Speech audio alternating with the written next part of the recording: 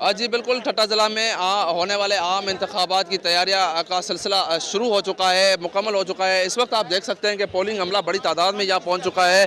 जो ठट्टा के 425 polling station है, वहाँ सामान की मुंतकली का सिलसिला शुरू हो चुका है। जो अमला है वो इस वक्त 4351 जो पोलिंग अमला है वो इस वक्त बड़ी तादाद में DRO ऑफिस ठट्टा पर पहुँच चुका है, जिसमें 425 जो पोलिंग स्टेशन है, जिनमें 15 पोलिंग स्टेशन है इंतहाई हसास करार है, जबकि 16 जो पोलिंग स्टेशन है वो हसास करार देकर पाक फौज और पाक रेंजर से मदद तलब कर ली गई। इसी तरह 300 जो 94 पोलिंग स्टेशन है वहाँ नॉर्मल सतह पर सिंध पुलिस के जवान खिदमत सर अंजाम देंगे। इसी तरह आज यहाँ DRO ऑफिस से सामान की तरसील का अमल शुरू हो चुका है। आप देख सकते हैं कि बड़ी तादाद में जो अमला है वो इस वक्त यहाँ पर मौजूद है।